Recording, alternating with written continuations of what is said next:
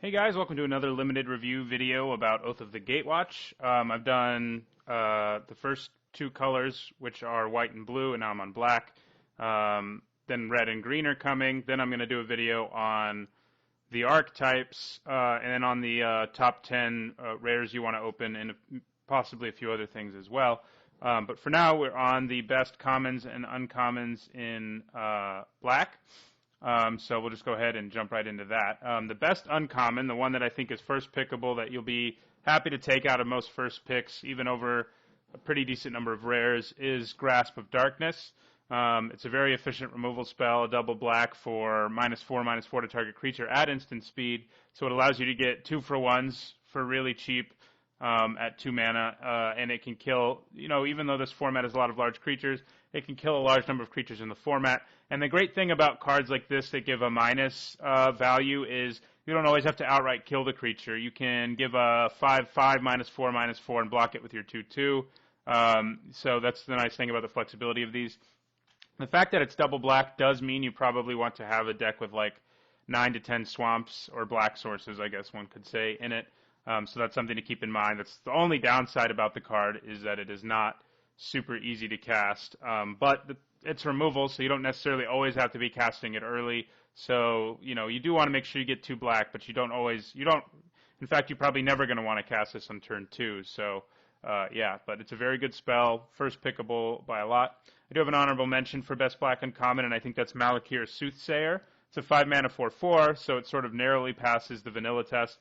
But on top of that, it has a really powerful cohort ability. Drawing cards is always powerful.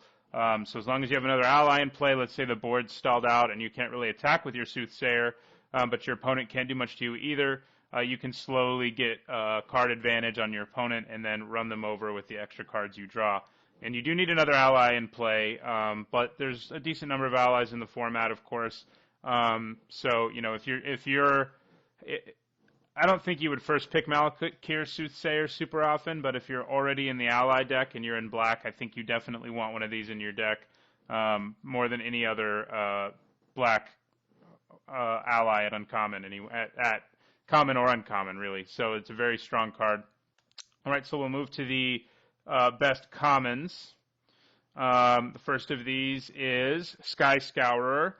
This is a cool card, I think, because it sort of seems like a combination of Kozilek Sentinel and, I just forgot its name, but the 2-mana 1/2 with Ingest and Flying. It's a 2-mana 1/2 with Flying, and it's devoid. And it's like Kozilek Sentinel because it has the ability to get bigger every time you cast a colorless spell. And if you're in the deck that you want this in, which is, any colorless deck really, it's going to be getting that boost a lot.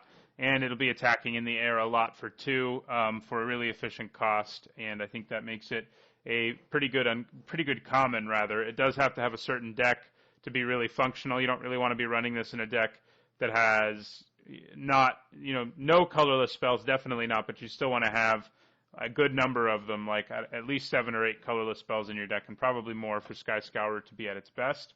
At number 2, we have another really efficient removal spell, because black gets those.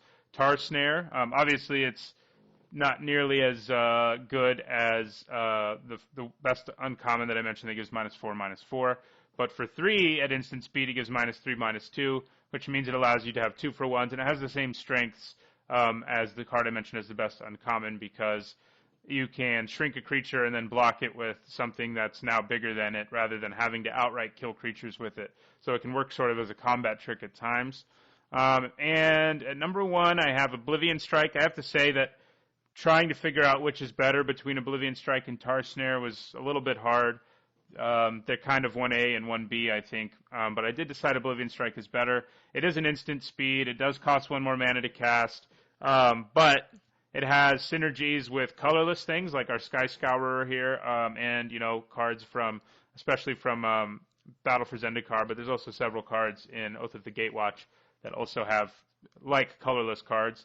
But it can also kill anything. It can also feed processors if you pick those up in your Battle for Zendikar pack. And I think the fact that it does all of those things makes it a little bit better. The fact that it's not if they were both instants, clearly Oblivion Strike would be better, but the fact that it's not does weaken it somewhat. But it's still a very strong removal spell. And as you've seen already, black has 2 really strong removal spells at common and 1 very strong one at uncommon. So black, as usual, has very good removal. I do have one honorable mention for best common, and I think that's Zulaport Chain Mage. It's another ally with Cohort. A lot of the allies with Cohort in this set sort of lets you win the game after your initial charge of aggro doesn't work or fails or whatever. You don't quite kill your opponent. And Zulaport Chain Mage is great for that.